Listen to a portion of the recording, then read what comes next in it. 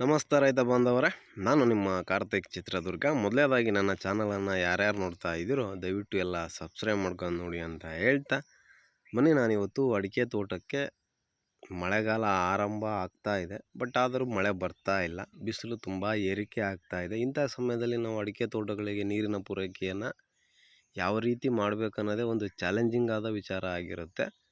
ಇದರ ಬಗ್ಗೆ ನಾನು ಇವತ್ತು ಮಾಹಿತಿಯನ್ನು ಕೊಡ್ತಾ ಇದ್ದೀನಿ ಸ್ನೇಹಿತರೆ. ರೈತರಿಗೆ ಎಂಥ ಪರಿಸ್ಥಿತಿ ಬಂದ್ಬಿಟ್ಟಿದೆ ಅಂದರೆ, ಇವತ್ತು ನೀರು ಕಡಿಮೆ ಆಗ್ತಾ ಇದೆ. ಕೊಳವೆ ಬಾವಿಗಳನ್ನು ಕೊರೆಸಿದ್ರೆ ನೀರು ಬೀಳ್ತಾ ಇಲ್ಲ. ಎಷ್ಟು ಇನ್ವೆಸ್ಟ್ಮೆಂಟ್ ಮಾಡಿದರೂ ಕೂಡ ತೋಟಗಳನ್ನು ಕಾಪಾಡ್ಕೊಳ್ಳೋದು ತುಂಬ ಕಷ್ಟಕರವಾದ ದಿನಗಳಾಗಿದೆ ಸ್ನೇಹಿತರೆ. ಇನ್ನು ಒಂದು ತಿಂಗಳಲ್ಲಿ ಯಾವುದೋ ಒಂದೋ ಎರಡೋ ಮಳೆ ಬಂದರೆ ನಮ್ಮ ತೋಟಗಳು ಉತ್ತಮವಾದ ಫಸಲು ಹಿಡಿಯೋದಕ್ಕೆ ಸಹಕಾರ ಆಗುತ್ತೆ, ತೋಟ ಉಳಿಸ್ಕೊಳ್ಳೋದಕ್ಕೆ ಸಹಕಾರ ಆಗುತ್ತೆ. ಮಳೆ ಬರಲಿಲ್ಲ ಇನ್ನೂ ಒಂದೂವರೆ ತಿಂಗಳು ಅಂದರೆ ತುಂಬ ವಿಕೋಪದ ಪರಿಸ್ಥಿತಿಗೆ ಅಡಿಕೆ ತೋಟದ ರೈತರು ಹೋಗ್ತಾರೆ ಅನ್ನೋದರಲ್ಲಿ ಎರಡು ಮಾತೇ ಇಲ್ಲ ಸ್ನೇಹಿತರೆ. ನೋಡಿ, ನೀವು ಬರ್ತಕ್ಕಂಥ ನೀರುಗಳನ್ನೇ, ಈಗೇನು ಬರ್ತಾ ಇದ್ದಾವೋ ನೀರುಗಳು, ಆ ನೀರುಗಳನ್ನೇ ನೀವು ಯಾವ ರೀತಿ ಅಚ್ಚುಕಟ್ಟಾಗಿ ಆರೈಕೆಯನ್ನು ಮಾಡಬೇಕು ಅನ್ನೋ ವಿಚಾರವನ್ನು ತಾವುಗಳು ತಪ್ಪದೆ ತಿಳ್ಕೊಬೇಕಾಗುತ್ತೆ. ನೋಡಿ, ಮುಖ್ಯವಾಗಿ ಅಡಿಕೆ ತೋಟಕ್ಕೆ ಎಷ್ಟು ಅನಿವಾರ್ಯವೋ ಅಷ್ಟು ನೀರನ್ನು ಮಾತ್ರ ಕೊಡೋದಕ್ಕೆ ಪ್ರಯತ್ನ ಪಡಿ. ಯಾಕೆಂದರೆ ಏನು ನಾವು ಮಾಡ್ತಕ್ಕಂಥ ತಪ್ಪು ಏನಪ್ಪ ಅಂದರೆ, ಶಕ್ತಿ ಸಾಮರ್ಥ್ಯ ಇದೆ, ನಮ್ಮ ಹತ್ರ ಜಮೀನಿದೆ ಅಂತ ಹೇಳ್ಬಿಟ್ಟು ಬರೋ ಜಮೀನಿಗೆಲ್ಲ ಅಡಿಕೆ ಗಿಡಗಳು ಕಟ್ಬಿಡ್ತೀರ ಯಾವುದೋ ಒಂದು ವರ್ಷ ಚೆನ್ನಾಗಿ ಮಳೆ ಬಂದಾಗ. ಅದು ನಮ್ಮನ್ನು ತಪ್ಪು ದಾರಿಗೆ ಎಳೀತತೆ ಸ್ನೇಹಿತರೆ. ಒಂದು ನಾವು ತೋಟವನ್ನು ಕಟ್ತಾ ಇದ್ದೀವಿ ಅಂದಾಗ, ಮಳೆ ಅತಿ ಹೆಚ್ಚು ಬಂದಾಗ, ಮಳೆ ಮಧ್ಯಮ ಪ್ರಮಾಣದಲ್ಲಿ ಬಂದಾಗ ಪರವಾಗಿಲ್ಲಪ್ಪ, ಈ ವರ್ಷ ಪರವಾಗಿಲ್ಲ. ಮಳೆ ಬರದೇ ಇದ್ದರೂ ಕೂಡ ಕೊಳವೆ ಬಾವಿಗಳು ಯಾವ ಮಟ್ಟದಲ್ಲಿ ನಮ್ಮ ನೀರಿನ ಪೂರೈಕೆಯನ್ನು ಮಾಡ್ತವೆ ಮುಂದಿನ ದಿನಗಳಲ್ಲಿ, ದಿನಗಳಲ್ಲಿ, ನಾನು ಇಂಥ ಟೈಮಲ್ಲಿ ಇಷ್ಟು ತೋಟವನ್ನು ಕಾಪಾಡ್ಕೋಬೋದಾ, ಎಂಥ ಕಷ್ಟ ಬಂದರೂ ನಾನು ತೋಟ ಉಳಿಸ್ಕೋಬೋದಾ, ಅದರಿಂದ ನಾನು ಒಳ್ಳೆ ಇನ್ಕಮ್ ತೆಗಿಬೋದಾ, ಈ ಥರ ಎಲ್ಲ ಪ್ಲಾನಿಂಗ್ ಇಟ್ಕೊಂಡು ತೋಟ ಕಟ್ಟಿದಂಥ ರೈತರಿಗೆ ಯಾವುದೇ ರೀತಿ ಸಮಸ್ಯೆ ಆಗೋದಿಲ್ಲ. ಪ್ಲಾನಿಂಗ್ ಇಲ್ದೇ ಜಮೀನು ಐತೆ ಅಂತ ಹೇಳ್ಬಿಟ್ಟು ತುಂಬ ತೋಟಗಳನ್ನು ಕಟ್ಟಿಬಿಡ್ತಾರೆ. 10 ಎಕರೆ, 12 ಎಕರೆ, 13 ಎಕರೆ, 15 ಎಕರೆ.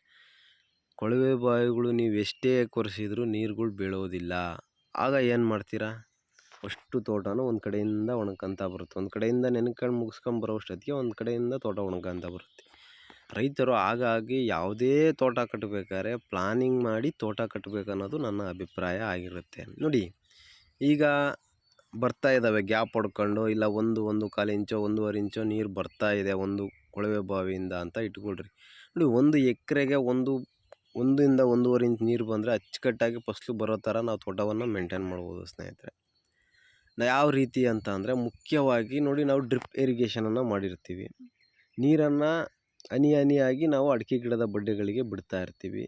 ಅಂಥ ಸಮಯದಲ್ಲಿ ಎಲ್ಲಾದರೂ ನೀರು ಲೀಕೇಜ್ ಆಗ್ತಾ ಇದೆಯಾ, ಪೈಪ್ಲೈನು ನೋಡ್ಕೋಬೇಕು, ಮೊದಲು ಮಾಡ್ತಕ್ಕಂಥ ಕೆಲಸ. ಅದಾದಮೇಲೆ ಡ್ರಿಪ್ಗೆ ನೀರು ಹೋಗ್ತಾ ಇದ್ದಾಗ ಪ್ರತಿ ಕಡ್ಡಿಯನ್ನು, ಮೈಕ್ರೋ ಟ್ಯೂಬ್ ಕಡ್ಡಿಯನ್ನು ನೀವು ಚೆಕ್ ಮಾಡಬೇಕು. ಆ ಗಿಡಕ್ಕೆ ನೀರು ನೀಟಾಗಿ ಬಡ್ಡೆಗೆ ಹೋಗ್ತಾ ಇದೆಯಾ, ಬೇರುಗಳು ನೀಟಾಗಿ ನೆನೀತಾ ಇದೆಯಾ ಅಂತ ಚೆಕ್ ಮಾಡಬೇಕು. ಪ್ರತಿದಿನ ನೀವು ಯಾವ ವಾಲಿಗೆ ನೀರು ಬಿಟ್ಟಿದ್ದೀರೋ ಆ ವಾಲನ್ನು ಖಂಡಿತವಾಗಿ ನೀವು ಚೆಕ್ ಮಾಡಲೇಬೇಕಾಗುತ್ತೆ. ಯಾಕೆಂದರೆ ಪರಿಸ್ಥಿತಿ ಹಂಗಿದೆ. ಅಚ್ಚುಕಟ್ಟಾಗಿ ಆ ವಾಲ್ ನೆನೆಸ್ಕೊಂಡು ಇನ್ನೊಂದು ವಾಲ್ ಅದ್ರ ಜೊತೆ ನೆನೆಸ್ಕೊಂಡಿದ್ದೀರಾ ಅಂದಾಗ ನೆಕ್ಸ್ಟ್ 1-2 ವಾಲಿಗೆ ಬಿಟ್ಕೊತ ಹೋಗಬೇಕು. ಪ್ರತಿದಿನ ನೀವು ಅಚ್ಚುಕಟ್ಟಾಗಿ ಈ ಕೆಲಸಗಳನ್ನು ಮಾಡಿದರೆ ಫಸ್ಟ್ ಸ್ಟೆಪ್ ನೀವು ವಿನ್ ಆಗ್ಬೋದು ಸ್ನೇಹಿತರೆ. ಇದೆಲ್ಲದಕ್ಕಿಂತ ಮುಖ್ಯವಾಗಿ ಮೋಟರು, ಸ್ಟಾರ್ಟ್ರು, ಪ್ರತಿಯೊಂದನ್ನು ಅಚ್ಚುಕಟ್ಟಾಗಿ ಕರೆಂಟ್ ಬಂದ ತಕ್ಷಣ ಎತ್ಕೊಳಂಗೆ, ಯಾವುದೇ ರೀತಿ ಮೋಟ್ರು ನಡಿದೇ ಇಲ್ಲದೆ ಇರೋ ರೀತಿ ನೋಡ್ಕೋಬಾರ್ದು. ನಡಿಬೇಕು. ಕರೆಂಟ್ ಬಂದಿದೆ ಅಂದರೆ ಮೋಟ್ರು ಆ ಕರೆಂಟಿಗೆ ನಡಿಬೇಕು. ಅದು ಒಂದು ಮುಖ್ಯವಾಗಿ ಇರ್ತದೆ ಸ್ನೇಹಿತರೆ. ನೀರನ್ನು ಪ್ರತಿದಿನ ನೀವು ಗಿಡಗಳಿಗೆ ಕಡ್ಡಿಯನ್ನು ನೋಡಲೇಬೇಕು. ಮೈಕ್ರೋ ಟ್ಯೂಬನ್ನು ಹೋಗ್ತಾ ಇದ್ದಾವೋ ಇಲ್ಲ ಅಂತ ನೋಡಬೇಕು. ಸ್ಟಾರ್ಟ್ರು ಯಾವುದೇ ಕಾರಣಕ್ಕೂ ನಿಲ್ಲಿಸಬಾರ್ದು, ಅಚ್ಚುಕಟ್ಟಾಗಿ ನಡಿಬೇಕು ಮೋಟ್ರು, ಆ ರೀತಿ ನೋಡ್ಕೋಬೇಕು. ಅದಾದಮೇಲೆ ನೋಡಿ, ನೀವು ಕೊನೆ ಗಿಡಗಳಿಗೆ ಈ ಸಮಯದಲ್ಲಿ ನೀರುಗಳು ಹೋಗೋದಿಲ್ಲ. ಇದು ಮುಖ್ಯವಾಗಿ ಗಮನಿಸಬೇಕು. ನೀರು ಗ್ಯಾಪ್ ಹೊಡಿದಿರುತ್ತೆ, ಕಮ್ಮಿ ಬರ್ತಾ ಇರ್ತವೆ ಅಂದಾಗ ಇಂಥ ಸಮಯದಲ್ಲಿ ಕೂಡ ನೀವು ಕೊನೆ ಗಿಡಗಳನ್ನು ನೆನೆಸೋವಂಥ ಪ್ರಯತ್ನ ಮಾಡಬೇಕು. ಅಡಿಕೆ ತೋಟ ನೀವು ಒಳಗಿನ ಗಿಡಗಳು ಬೇಗ ಒಣಗೋದಿಲ್ಲ. ಕೊನೆ ಗಿಡಗಳು ಬಿಸಿಲು ಹೊಡೆಗೆ ಬಿಟ್ಟು ಗಿಡ ಹೋಗೋ ಚಾನ್ಸಸ್ ತುಂಬ ಇರುತ್ತೆ. ಹಾಗಾಗಿ ಕೊನೆ ಗಿಡಗಳಿಗೆ ನೀರಿನ ಪೂರೈಕೆಯನ್ನು ಯಾವ ಪ್ರಮಾಣದಲ್ಲಿ ಹೆಂಗೆ ನಾವು ಮಾಡಬೇಕು ಡ್ರಿಪ್ ಮುಖಾಂತರ ಅನ್ನೋದು ಪ್ಲಾನ್ ಮಾಡಬೇಕು.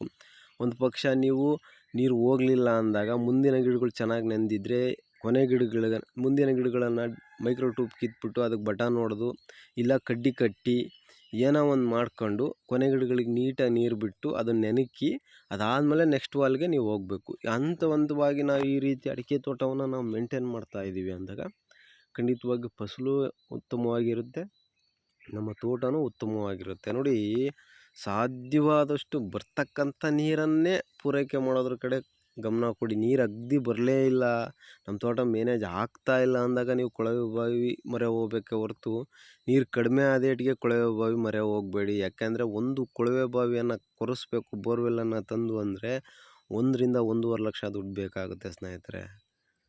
ಹಾಗಾಗಿ 1.5 ಲಕ್ಷಕ್ಕೆ 1 ವರ್ಷಕ್ಕೆ ₹2 ಬಡ್ಡಿ ಅಂತ ಆದ್ರೂ ನೀವು ಎಷ್ಟಾಗುತ್ತೆ? 36,000 ಆಗುತ್ತೆ. ನಾವೆಲ್ಲ ದುಡ್ಡು ಇಟ್ಕೊಂಡೇ ಮಾಡೋಂಥ ಕೆಲವೊಬ್ಬರು ರೈತರು ಇದ್ದರೂ ಕೂಡ ಸಾಲ ಮಾಡಿ ಮಾಡೋಂಥ ರೈತರು ತುಂಬ ಜನ ಇರ್ತೀರ. ಹಾಗಾಗಿ 1 ಇಂಚೇ ಬರಲಿ, 3/4 ಇಂಚೇ ಬರಲಿ, ಜವಾಬ್ದಾರಿಯಾಗಿ ನೆನೆಸಿದಿರ ಅಂದರೆ ಒಂದು ಕೊಳವೆ ಬಾವಿಯಿಂದ 1 ಎಕರೆ ತೋಟವನ್ನು ನಾವು ನೀಟಾಗಿ ಮೇಂಟೈನ್ ಮಾಡ್ಬೋದು.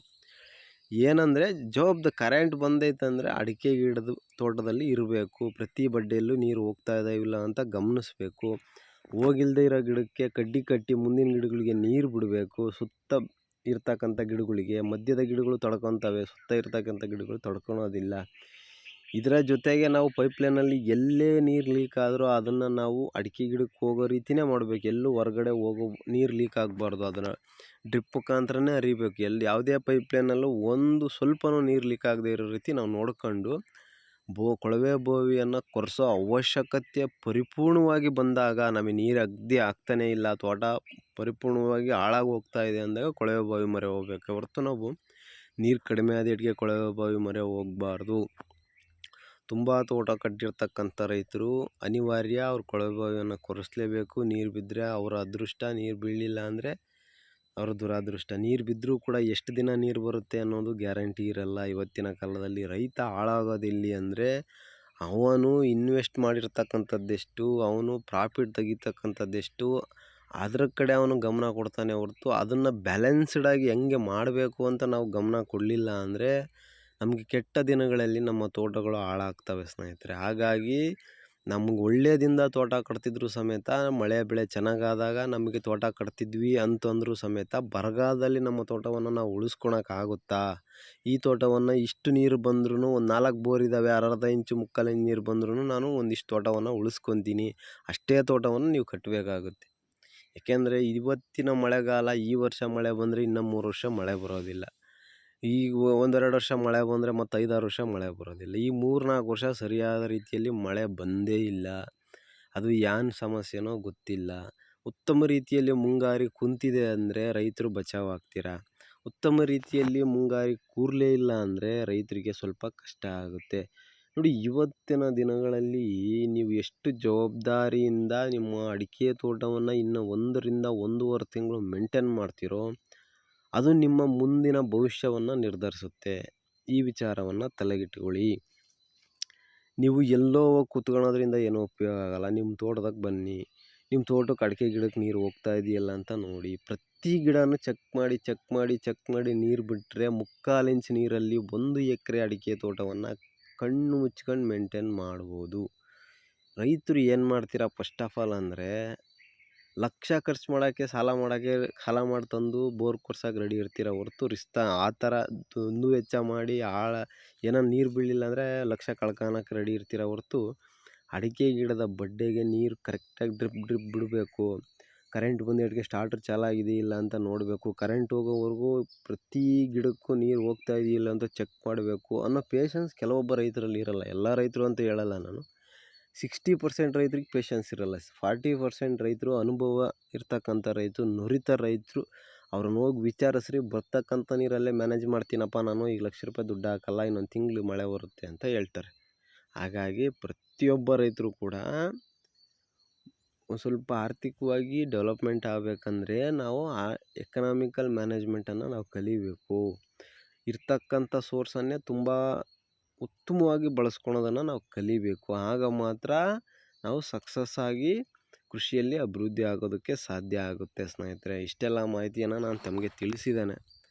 ನನ್ನ ಮಾಹಿತಿ ನಿಮಗೆ ಸರಿ ಅನಿಸಿದರೆ ನನ್ನ ಚಾನಲನ್ನು ಸಬ್ಸ್ಕ್ರೈಬ್ ಮಾಡೋದನ್ನು ಮರಿಬೇಡಿ. ಅದೇ ರೀತಿ ಲೈಕ್ ಮಾಡೋದನ್ನು ಕೂಡ ಮರಿಬೇಡಿ. ನಿಮ್ಮ ಅಭಿಪ್ರಾಯ ಏನು ಅನ್ನೋದನ್ನು ಕಮೆಂಟ್ ಮುಖಾಂತರ ತಿಳಿಸಿ ಅಂತ ಹೇಳ್ತಾ, ನಾನು ನಿಮ್ಮ ಕಾರ್ತಿಕ್ ಚಿತ್ರದುರ್ಗ. ಧನ್ಯವಾದಗಳು ರೈತ ಬಾಂಧವರೇ. ಹರೇ ಕೃಷ್ಣ.